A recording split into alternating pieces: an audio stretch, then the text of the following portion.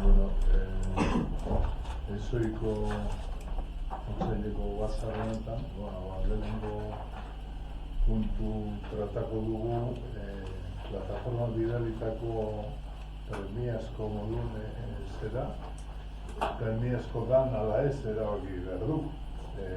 Guk ez dugu prestatu ezer, ez gara egon jetein barruan, ez dakizu gioa duzu denbora, ze hau llegada niri gutxinez bestelenean, ez dakita, pero etorritzen gozan eta ez da sartu zerea, eguneko gehietan. Orduan, asuntoa da, premiazko dan, edo ez. Hori erabaki behar dugu lehenago. Guretzako argi eta garbi bai. Plataforma torri izan eskari batzuk egiten orain dela aste bi. Ez dakit erantzuna eman talde politiko ezberdinengatik, Bilduko erantzuna eta bere disposizio osoa adierazi dio plataformari, baina bere zerbait gehiago eskatu dut. Korporazioari zerbait gehiago eskatu diot. Eta erantzun hori ez da eman. Bi aste pasata jakinda auzokide berte honi inguruan zer nolako gora bizitzen ari diren. Orduan premiazko da, dudari gabe, bai. Uste dugu plenoako gai ez dela, hori komisioan trata eta alde politikoetan eta erantzuna emon behar dela. Eta nik uste dut ez dela emon posibilitatea talde politiko guztiei. Ez kontua da, zer erabaki daiteken hemen, baina herritarrak ona hitza eskatzen datozenean, gure ustez, beti hitza emateko aldekoa.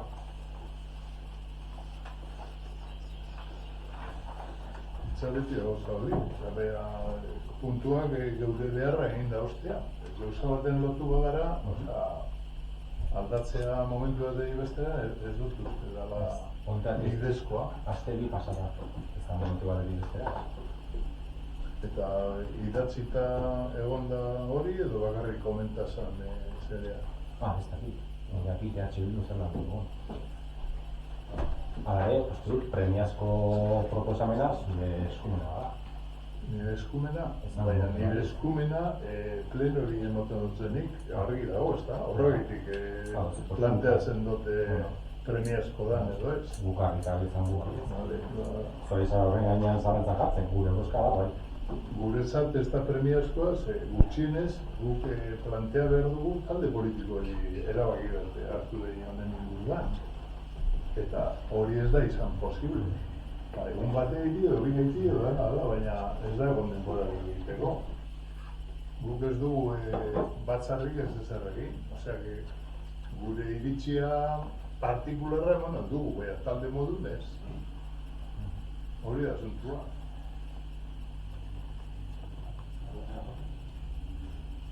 Beraz, Seguimos otro.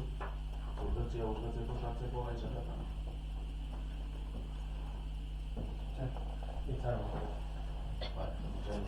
Ez esko borra. Orduan ez, 6 boto. Ez eskoa, orduan ez da sartuko hirugarren puntuaren ostean. Ez da horren zera. Ez da horren gaina zerbait ezateko dagoen, baina... Ez da tratatzen, baina konbokako dake lurroko komisioan argitu dein eta guk talde politikoei, ze orain idatzita badeko testo guztia eta punto por punto tratako duz asuntua. Ulertzen da, zein da nauzokideen egoera, larritasuna eta erabaki bat hartu behar bada, hartuko da martxoaren azkenean. Eta hori bat hartu behar bada, bai? Orduan, Baina, eurek azaldu alde berriro komisioa. Bigarren astean, segun urtean da, Eta amabi edo gerudan, amabi ez. Martxoak amabi da. Bai, eta asuntu bi dauz, batera dana dela puntutan. Bat, plata bertzeron zeiago asuntua, eta bestea da, zera, interkonexineko proiektua eta kondensadore del proiektua eta bat. Horre gauza biek bereiztu behar dira. Baina dana dela hori komisionerako prestatuko du.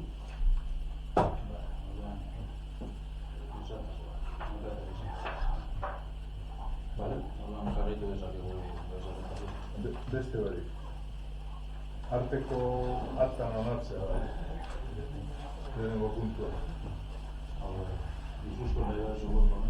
Bai, horre zenbaketan akartza da. Bosketa bat ipini dut eta... Bakarra jartzen du, hori da. Bi boto dut. Bi botoekin horren zuzendu.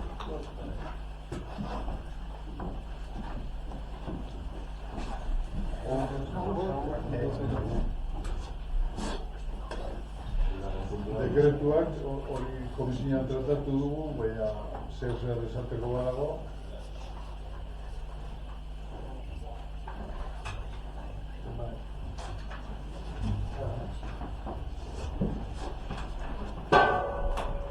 Ikastetxe eta haurreskolaren gainean.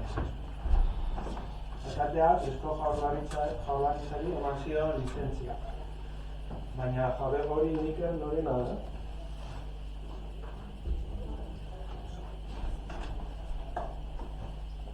Leheno gauze, gusta galdeketa bat egiteko gunea.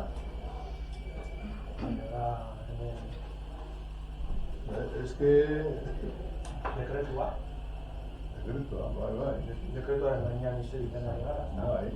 Baina galderak ez dire, norena da. Lizentziaren inguru. Hori idazkariak ezartu du. Lizentziaren inguruan galdetu duzuz. Lizentziaren inguruan. Ondo dago, eta? Bai, lizentziaren inguruan nahi hori kontu emateko da. Bai, orduan lizentziaren inguruan zure galdera erantzun edo komposizio bat egin gauzateko da, zerateko bat. Komisioan esan dezake, baina oso galdetzen baduzu, hemen izango ditut krena.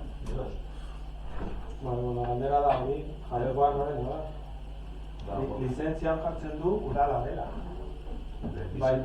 Lizentzian udalak ematen du. Eta jartzen du udala dela. Baina baldintzatuta dago hori. Kompromisoa ez bada betetzen, nola ordainduko da diru kopuru hori. Hori izan zen, sinatu zen, hitzarmen azpiak dutelarekin. Hori da, bai. Eta urriko plenoan horren inguruan zerbait esan eban. Eta ez dakit komisio baten baita ere horren inguruan Bokaldeko komisioan berbait, egia da. 2014an orduko alkatea dokumentu administratiboa sinatu zuen. 2017an abal batzuen itzulketan zirela eta 3 aldiz ekarrezan pleno honetara, baina orduko Eusko Alderdi Jeltzaleak gehiengo absolutua zuenez, lehenengo 2 alditan atzera bota zen abalaren itzulketa, baina 2017ko irailean abala itzuli izan azpigiturak da. 2019an orduko alkatesak sinatu zuen eskritura publikoa, 2014ko dokumentu administratiboaren eskritura publikoa sinatu zuen. Eta eskritura publiko horretan argi bitzen dago condición resolutoria que si el 30 de diciembre de 2029 no se aprueba el plan general en los términos en los que se convenió con Azpiegitura y Azpiegitura pierde sus derechos de edificabilidad y urbanísticos, luego las viviendas que están detrás de la condición resolutoria es que se tendrá que restituir a Azpiegitura los terrenos y los pabellones en la misma situación en la que estaba cuando se firmó el documento administrativo a 30 de diciembre de 2014. ¿Vale? Bueno, hori da. Zure iritziaren kontra esatea zer?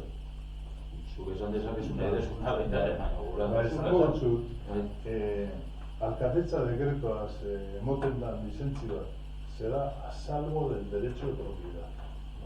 Hori zuk esan zu bat, bi eta 10 bidez. Orduan zertara dator norena da, nok erosko dun edo nork oparituko dun. Ez dator kasu. Hori da nik esan dugu.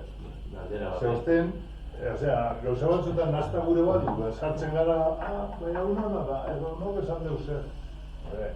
Lizentzi baten asuntu no tiene nada que ver con el tema de la propiedad. Bueno, licencia baten asunto no tiene nada con el tema de la propiedad. No tiene peros. Zuk esan duzu baten baino gehiago. Pero todo está relacionado. Orduan eskarak eta galderak ze horrek eskolaren asuntoak idazkariak argitasun gehiago ditu, ze hemen komisioan... Galdera konkretoa dire, bai ez kasu honetan. Komisioan zalantza asko sortu ziren. A ber, lizentziaren inguruan, despeski alkatea dino moduan. Badakezue hasierako proiektuei idazkariak txosten bat egin ziren, txosten juridikoa. Zergatik, hasierako proiektuan agertzen zen planoa, eta idazkariak gerora txarto ulertu zuena, batez ere planoa, 2017ko arauzi ziren planoa ezelako. Eta hoian agotiren plano orokorra bakizu ez dago ona. Orduan, ipini barzan, 2017ko planoa. Handikan bi astera berriro idatzi aurkeztu zuen Eusko Jaurlaritzak, bertan Eusko Jaurlaritzak bat egiten du Atxur Gaztelaietaren irizpideekin, eta justifikatu egiten da informe batean, eurak aurkeztu duten proiektua bai edifikadearen inguruan, baita ere, babes neurrien inguruan, baita ere, distantzien inguruan, eta baita ere, planoa eta memoria bai aldatu zuten, hori bai aldatu zuten, justifikatu egiten dute, arazo judiziario 2017koak bete egiten direla. Informe hori behian dago, informe hori, Atxur Gaztelaietak Eusko Jaurlaritza sartu egin du urtarrilaren azkenengo egunean, edo otsailaren lehenengo egunean ez dakit, hori behian dago. Horren inguruan, informe horregaz. Arkitektuak txosten bat egin du, txosten urbanistikoa egin du, eta lizentzia no. Alkatea den dino moduan, alto gradua denez, txosten horiek baliatuta, lizentzia baino. Hori da, lizentziari dagoenez, zentzu hartzia. Gero, prozesu guzti hori haratago, berbein daiteke eskarak eta galderak atalean, edo gorengo komisioan, zer gauza dauz ezateko. Bueno, beste hori, mozio Ukraina eta Palestinako gerran inguruko mozioa.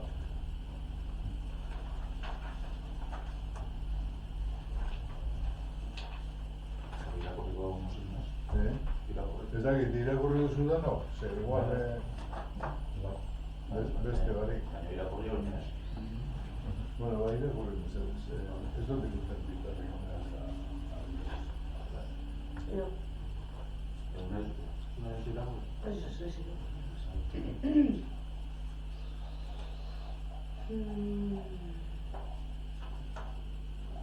Mozioa Ukraina eta Palestina.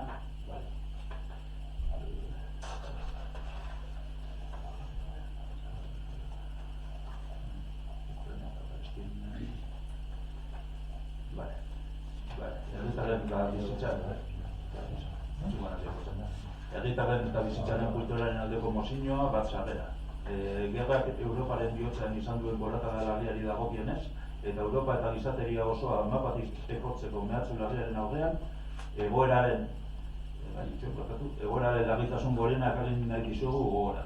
Euskal eta Nafarro ordezkari publiko guztioi. Izan ere gure seme-alabak esate baterako berehala gerrara deituak izateko arriskuan daude.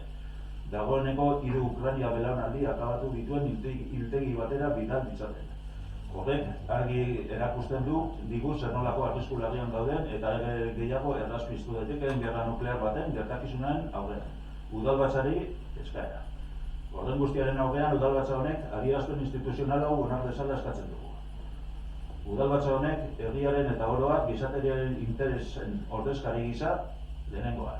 Gatazkan dauden alderdiei eta gatazkan parte hartzen duten erakunde guztiei eskatzen die Ukrainako gerra berehala su-etena aldarrikatzeko eta dagokien negoziazio prozesua hasteko. Prozesu hori nolanahi ere oso berandu iritsiko den arren. Bigarrena, NATO desegitea eskatzen du. Euskadik eta Nafarroak aliantza militar horretan sartzearen oroska bozkatu zutela gogoratu beharra dago. Hirugarrena, derrigorrezko soldadutzaren aurka dago aurrez aurre. Bai gizonentzat, bai emakumeentzat. Gure gazteriari mehatxu egiten baitio. Laugarrena, Espainiako Erresumako gobernuak onartzen dituen eta Ukrainako gerra bideratzen dituen aurrekontu ekonomikoak handitzaren aurka dago aurrez aurre. Bosgarrena, berariaz gaitzesten ditu Gazako genozidioa eta mundu osoan zehar heriotzaren kultura gauzaltzen duten beharrak. Herrialdeak eta kultura suntsitzen ditu. Babestutu eta zaindu nahi omen duten planeta hau guztiz triskatzeko bidean jarritze. Udalbatza honek Palestinaren herriaren aurkako erasoak bertan bera uzteko eta bere eskubideak itzuliko dizkion prozesu bateri ekitea eskatzen du. 6.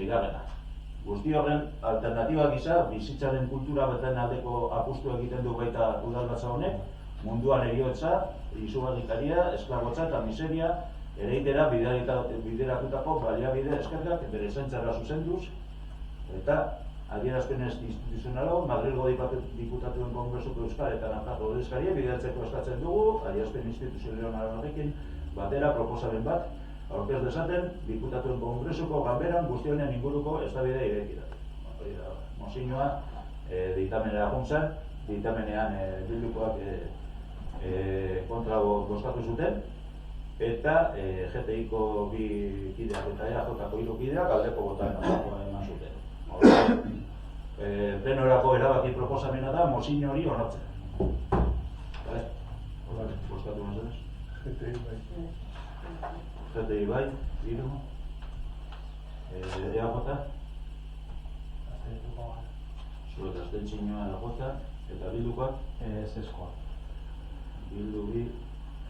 Eta gainera gazitu nahiko nuke gainu zentzue gure eskoa. Punto asko azaltzen dira hemen, batzuk uste du azalpen berezi behar dutena, adibidez, guztien alternatiba bezala aipatzen da bizitzaren kultura eta ez dakigu bere zertan oinarritzen da bizitzaren kultura esate baterako.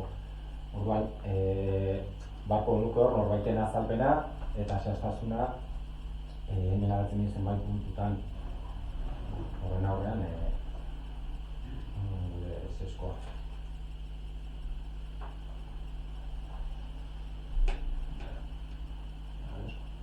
Bueno, alde batetik, Palestinaren gainean, gure ustez, alde bateko oposizioa da. Ez da zer esaten Hamasek egindako oldarraldearen gainean, non euskaldun bat hil zuten, are gehiago, oraindik baituak daude eta mozioak ez dio erreparatzen Hezbollak eta Iranek gatazkan daukaten erantzukizunari. Beste alde batetik, egoera Gazan onartezina da, Israelek nazioarteko legeak urratzen ari delako, guztiz gaitzetzen dugu Israelek Gazan Cisjordanian eta Libanon egindako larraldi militarra. Hortaz, uste dugu ezinbestekoa direla honako hauek. Zueten iraunkorra gauzatzea, Hamasek baitua berehala askatzea, korridore humanitarioak irekitzea, nazioarteko komunitatearen kooperazioa edukitzea, batez ere Europakoa, alde guztiak nazioarteko zuzenbidea betetzea, eremuan lan egiten duten erakundei laguntza ematea, eta estatu palestinarraren onartzea edo autodeterminazio eskubidea izatea. Eta Ukrainaren gainean, Ukrainaren aurkako erasoa bidegabea dela, uste dugu, milaka hildako desplazatu eta kalte kobratu dira. Gainera berretsi egiten dugu, Errusiak Ukrainaren aurka egindako erasoaren kondena, Ukrainaren subiranotasun osoaren defentsa berretziz.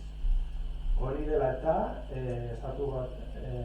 Europa Batasunak eta Ukrainiak Europa Batasuneko edozein mailatan parte hartzea exijitzen dugu, gehien bat haien etorkizuna erasaten bada. Era berean, uste dugu, Europa Batasunak laguntza politikoa, finantzieroa, ekonomikoa, humanitarioa, militarra eta diplomatikoa jarraitu behar dituela eskaintzen. Beharrezkotzat jotzen dugu zigorren araubidea mantentzea eta indartzea Errusiaren aurka. Azkenik, Europar Batasunari eskatzen diogu areagatu ditzala Ukraina Europar Batasunari atxikitzen ustea.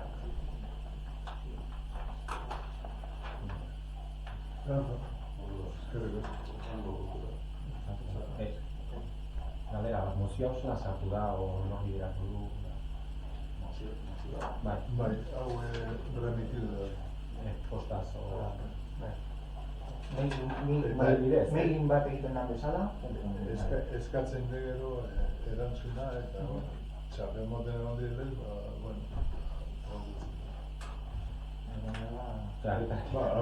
oin da hile pilo bat. Egan dela beratzi hilabeteko zera.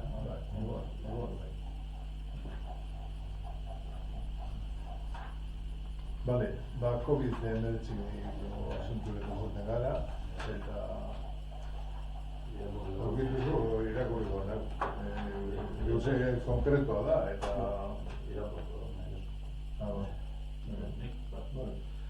COVID-19 kudeaketaren ebaluzio publikoaren aldeko musika. COVID-19 pandemia zabaldu zenetik, 4 urte igaro ondoren, zuen ganakotzen dugu ordezkari publiko gisa. 4 urte hauetan gertatutakoaren balorazio eta azterketa publiko sakon baten alde, ados zaitezten, proposatzen dizuegu, orduz geroztik gertatutakoa eta guzti horren ondorioak eta ametsak agertuko dituen. Bigarrena, udalbatzari eskaera. Horren guztiaren aurrean, udalbatza honek adierazpen instituzional hau onar dezala eskatzen du. COVID-19 pandemia eta bera kudeatzeko hartutako neurri guztien ondonengo 4 urte hauek igaro ondoren, balorazio independentea eta azterketa publiko sakon bat egiteko unea dela uste dugu. Bai horren guzti horren kudeaketari dagokienez, bai bere emetxe dagokienez. Egon badauden hainbat kezka eta zalantzaren aurrean. Guztion artean eta guztion onerako galari buruzko eztabaida publiko batetik hasita. Adierazpen instituzional hau Osakidetzako eta osasun bideako arduradunei bidaltzea eskatzen dizuegu ebaluazio hori egin dezaten. Ebaluazio eskaera hori oinarritzeko, Jon Ander Etxeberria Garate jaunak, hau da, Euskadiko biologoen elkargoko dekanoia, pandemia de la COVID-en Euskadi liburuan jasotako ikerlanaren erreferentzia atxikitzen dizuegu. Haren azala eta kontrasala argitaletxearen estekarekin batera doaz, nahi duenak erostez. Orduan, mozin hau ere ditaminatu zen informazio batzordean, eta horrengo botoak ekizituen, kontrako botoak Bilduren 2 ordezkarienak, eta aldeko botoak GTIren 2 ordezkarienak, eta EAJaren 3 ordezkarienak. Orduan, mozin hau ere erabaki proposamena da, mozin hau onartzea. Orduan, bozkatu zer. Bai. Bai. Bildu ez. Eta EAJ? Ez. Orduan mozin hau ez da onartzen. Guk honen gainean, esan jo, arrazoitu nahi dugu gure bozka, lehengo arekin bezala. Mozioak mailin ariketa bat bezala egiten direnean, ez ditu ikusten. Are gehiago, gaurkoan, herritarrak etorri eta haien hitza atzeratu danean, hitza emoteko edo euren arrazoiak emoteko atzeratu danean, eta holakoei bide ematea, inor ez danean hemen agertu azaltzera hau, eta gainera oso gauza kuriosoa, zer pentsatuko genuke guk, auto elektrikoaren aldeko autua hartzeko proposamena egiten denean mozio batean, eta mozio berean esaten digutean, beitu, auto elektrikoa da etorkizuna, eros ezazue Mercedes elektriko bat. Zer pentsatuko genuke? Hauze, egiten ari da, eros ezazue, nahi duenak eros ezala, liburua. Define, esto no es propaganda encubierta, en el comentarán. Pero bueno, bide, bueno, así de mí, pues bueno, perfecto.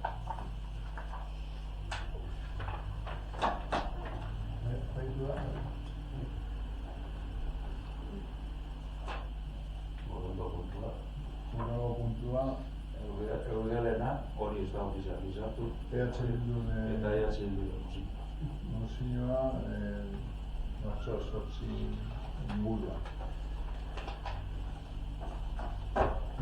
Zeruk irakurri nahi duzu? Ez dut irakurriko, baina bai historiotxo bat. Honen garen historio pizka bat. Aurreko batzordean okarrezpanago, honen garen hitz egingo genuela, eta hau, bintzat, alderdien ordezkarien esku utziko genuela esan genuen, imeia bota eta honi ezari nolako erantzunik emon, eta hori dela eta erabaki hartu genuen ospitalean sartzea, bentsat epeak eta errespetatzeko eta hongo osoko bilkuran eztabaidatu izateko. Bilduk bere mozio generikoa badu, baina hainbat puntutan iaz Gatikauko udalak onartu zuen adierazpenarekin bete-betean egiten du. Zaintza, berdintasun kontseilua eta laupak aipatzen dituenean. Orduan, nik uste nahiko arrazoi direla horiek bat egitea iaz Gatikauko udal honek onartu zuen adierazpenarekin bat egite horrek nahikoa da honi mozio honi nolabaiteko pasea edo baiezko boska emateko. Esan behar da, gero LDLkoaren gainean egin dugu, beraz, LDLkoaren gainean ere, badako guzareza. Zeure agurdu? Bilduren mozioan ere, ez? Martxoaren 8an emakumeon egunean, orain arte lortutakoa ospatzeko egunik haratago, orain iristeko borroka egin duen mugimendu feminista eta norbanakoen lan aitortzeko eta aurrera begirako erronka mahai gaineratzeko eguna da. Ezinbestekoa da eskubideen aldeko borrokan mugimenduaren antolakuntzak eta interpelazioetatik jendarte guztia inplikatzeko izan duen eragina zantzatzea. Zentzu honetan, instituzio hori dagokion ardura hartzetik aurkezten dugu adierazpena. Bizitzari baldintza duin eta justuetan euskararen aldeko apustu egiteko unea da. Horrek begirada feminista eskatzen du erakundeetatik bultzatzen ditugun politika guztietan. Genero desberdintasun estrukturalen gorakada realitate ukaezina da. Emakumeek beren gain hartzen jarraitzen dute zaintzen karga gehiena, ordaindua eta ordaindu gabea. Eta azken honek gainera prekarizazio norabidea nabarmen hartu du. Krisi goera honi egoki erantzun dioten erantzun integralak oinazkoak dira. Esparru eta maila guztietan, globaletik tokikoraino eta alderantziz. Euskal Herrian gure eskumen esparru mugatuan, ari daukagu gure lurraldeetan gure bizitzaren burujabe ez garen bitarten ezin izango ditula beharrezko aldaketa guztiak bultzatu. Hala ere, badaude aukera bide hori marrazten joateko. Sisteman itxadurak irekitzeko eta zuzen ere tokikoa da eremu egokia. Horretarako erakundeak koordinatu behar dira. Eta bideak ireki herritarrek erabaki publikoetan benetan eta eraginkortasunez parte har dezake. Batez ere emakume, talde anitzek eta mugimendu feminista. Behar bezala aurre egin beharko diogu daukagun erantzukizun publiko handiari. Eta hori premia feministetik egin behar da. Artikulazioa eta parte hartzea bultzatuz, plan eta programa eraldatzaileak eginez, larrialdiei arreta emanez eta behar diren baliabide guztiak ahalbidetuz. Egoera honen kontziente izan behar dugu eta horri erantzungo dioten politika publikoek emakumeek boteretzera ere eraman beharko dute. Horretarako ezinbestekoa da gobernantza feminista aurrera eramatea. Gobernantza feminista berdintasun politiketan historikoki kokatua izan da. Berdintasun planen zutoinetako bat bezala eta honi gobernu ona esan zaigu. Egiteko moduei egiten denari baina gehiago begiratzen datza bat. Demokratizazio prozesu bat da oroa. Lehentasunak definitzeko beste begirada bat. Jarduiteko eta lan egiteko prozeduretan aldaketa. Gobernantza feministari buruz ari garenean, lidergo transformatzaile bati buruz ari gara.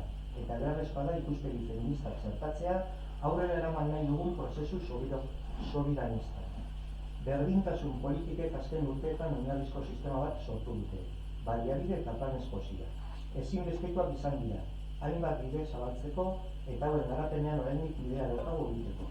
Nabarmentzekoa da indar ultrakonservadorek hauen kontra abiatu duten gurutza da.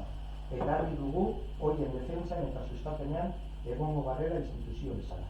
Baina haragoko politikak behar dituela esan nahi dugu gaurkoan. Zehar lerrotasun erradikal bat martxan jarri behar dugu.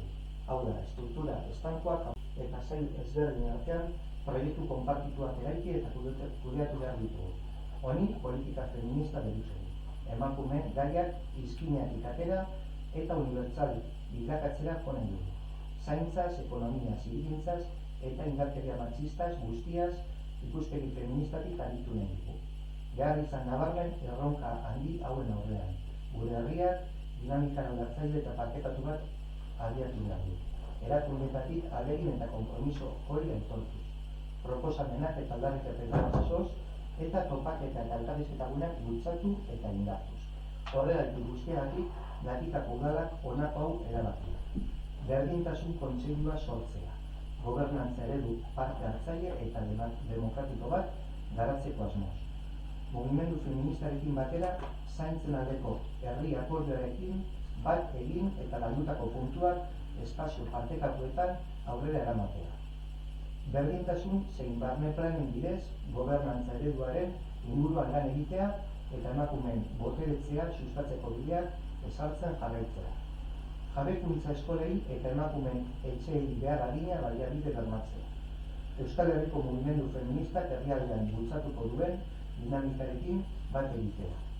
Eta martxoaren 8ko deialdiak babestea. Herritarrei bertaratzeko deia eginez. Eta azkenik mugimendu feministak bidezko eta berdintasunezko gizartea lortzeko egindako egiten duen ekarpena eta lana aitortzea. Bai, eskatzen dugu besteari. Bai.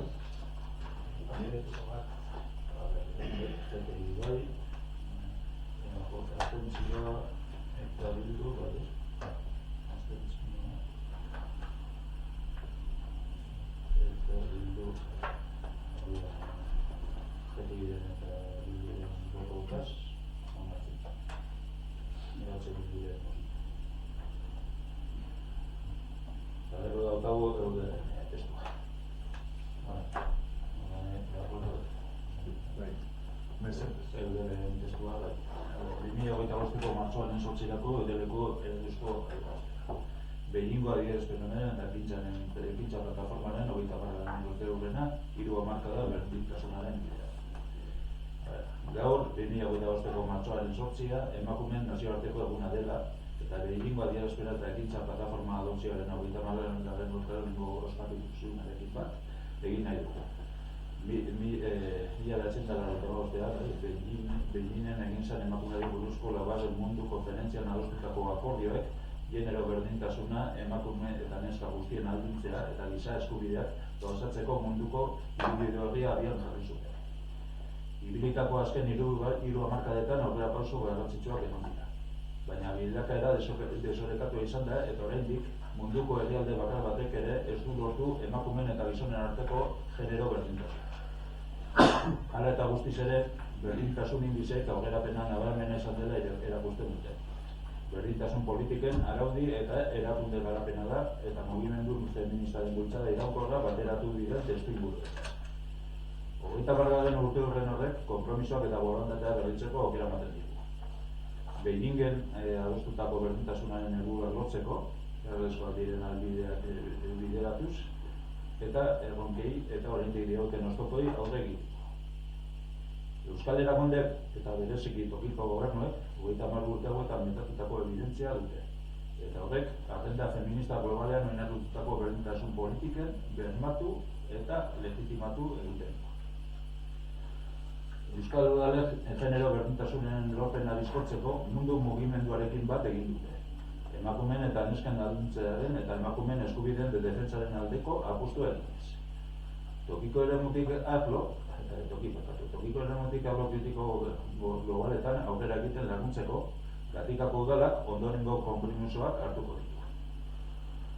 Lehenengoa, sustapen egiturak baliabide eta lanbide nahiko hornitzea, berdintasuneko eta indarkeria matxistaren aurkako borrokari buruzko politika garatzeko, berdintasunerako politika publikoen kalitate estandarren arabera, emakumeen elkartegintza eta elkarte feministak sustatzea, horien bidez berdintasun politika publikoetan emakumeek solaskideak izan daitezen eta eragin dezaten, tokiko gobernuetan emakumeek eta gizonek berdintasunez parte hartzeko eta eragiteko errazten dituzten berdintzak sortzeko akordioak hartzea, tokiko arreta eta koordinazio protokoloak eguneratzea, emakumeen aurkako indarkeria matxistaren biktimak eta bizirauleak bideratzeko,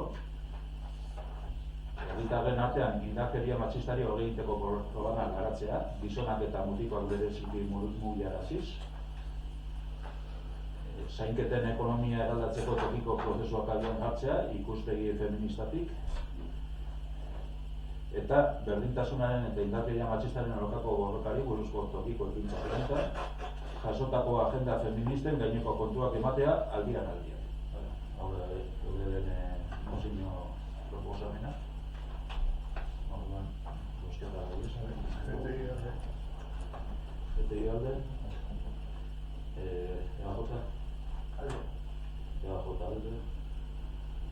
Bildukoak.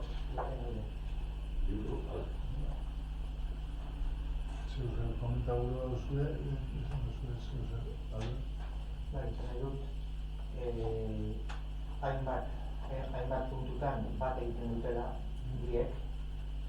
Erredakzioan agian Eudelena orokorragoa da, baina batez be egoeraren aurkezpenean edo nik uste dut apurtxo bat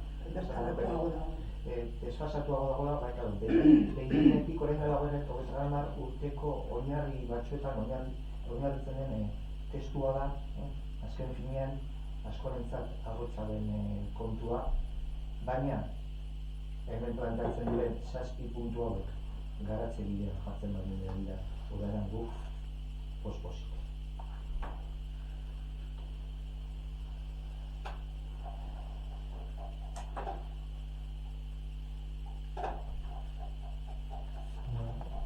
Beste barik, eskaerak eta galderak gure artekoak eta gero zenbateko badago ezer.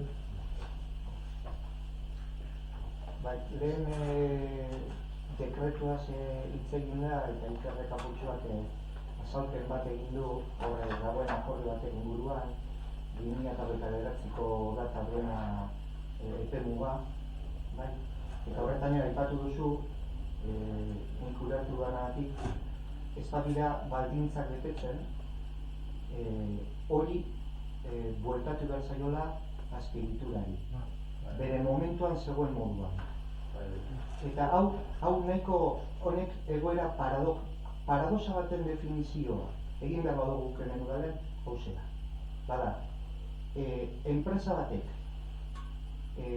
behar zuen garbiketa osoa egin gabe bueltatu zitzaion abala eta momenturen batean hori ez bada betetzen bueltatu beharko zaio lurzoru hori berak bere momentuan garbitu aurretik zegoen modu. Hori ez alda ezinezkoa? Lurzoruaren kalitate bazpena badago. Eta? Badago, egin zuen, azterketa batzuk egon ziren, eta batzuk egon ziren 2016an, memoriaz adina,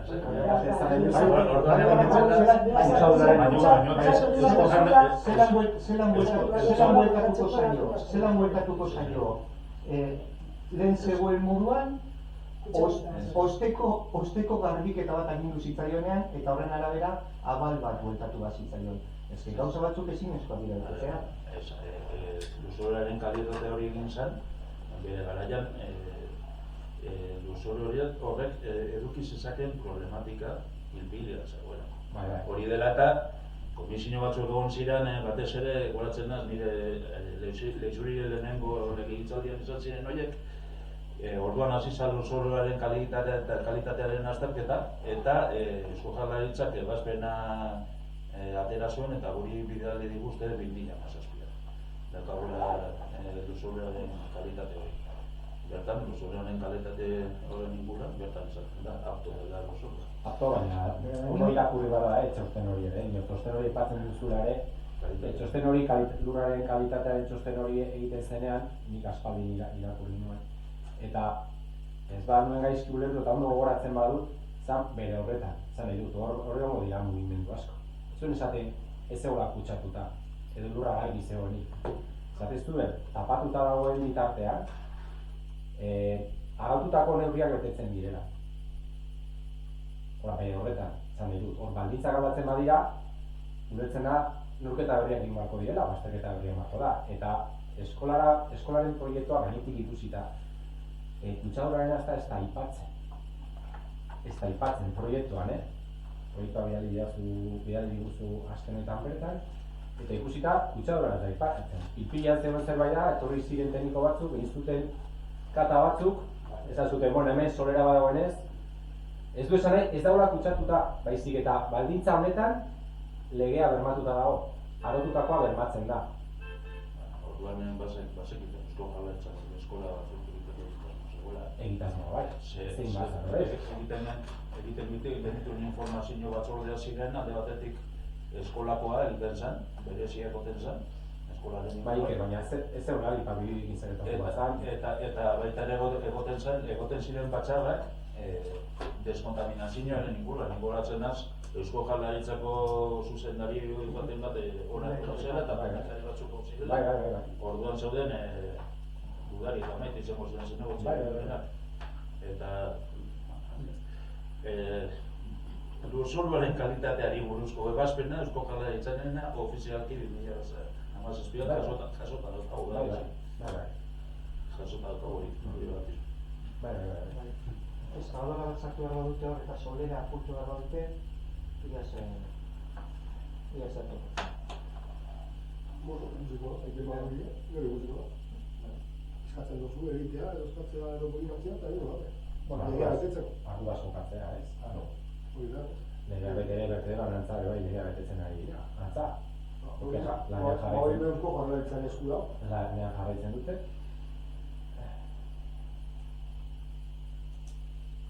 Listo. Bueno, orain... Bai, guai, zenbait galdera. Ale, zuparoko zuzera? Ez. Lurjauzia dela eta herribidean egoera bidea iritsi behar izan zen, uste dut, ez? Gure galdera daia ze egoeretan dagoen herribide hori. Ja itxita jarraitzen duen, herribidea zabalduan.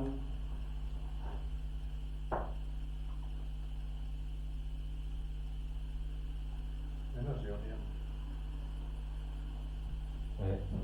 Ilabete dara matzate, ez? Bide hori moztuta lurjauzia dela eta, ez? Ari dira hundaka eta hundaka kamio ateratzen egunero. Prorroga eskatu. Eta ez dira kapaz izan bidea garbitzeko, o... Ez da horren berri.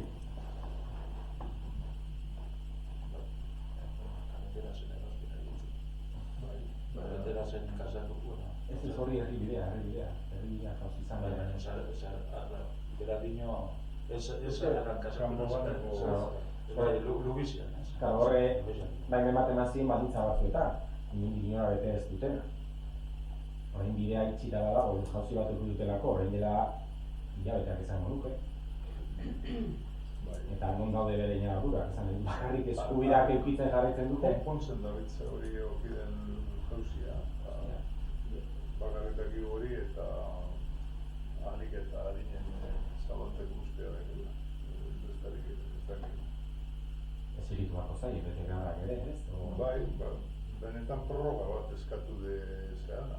Osea, moztut ogiteko une baten izan zen lehenengo eskakizuna eta... Gero lugizio aukidan eta azte santurako, ez? Bai, azte santurako zabalduko dutela behar da modu. Herritarrak ez dintrokate eskubiderik Nik entzun da, ez? Azte burutan zabalik da, hola. pasatu alda. Bien ez joan. Baina, azte buruan zabalik da, hola. Gara, base dago, lehen basea goten zan, hori egiten zuen. Hori ez da konpontu, ez da solerari bota, ez ezegoetik arra. Eta intentzio da hori, ze handi erabiltzeko uste de...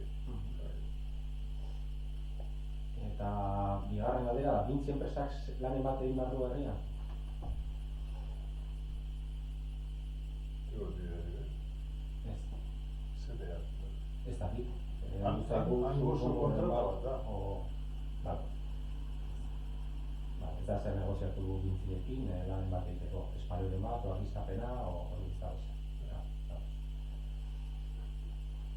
Eskaera bat egin nahi dugu, eta arropa kontenedorea, arropa botatzeko ia ezin alzaio. Buelta. Ez que dago, txarto dago. Bueno, igual arrazoiren bat egongo da. Igual kamioia Kamioiaren txako beto. Zera, plataforma ibilizaren garbitzeko frontearen zera. Mobiliteran igual... Zeiateko egozien urtiozik eta hori. Eta orduan mogidute egon da, eta egiten bere leku ez da. Segaz da usartuteko. Da orientazio, orain. Bai. Arropa botatzeko Eure bere egiten de, kontenada egiten dena bere askotan itziten de aquella forma. Ez tekelako posibilidadik maniobre ondo egiteko, kotxe dago zelako aparkata berta leku.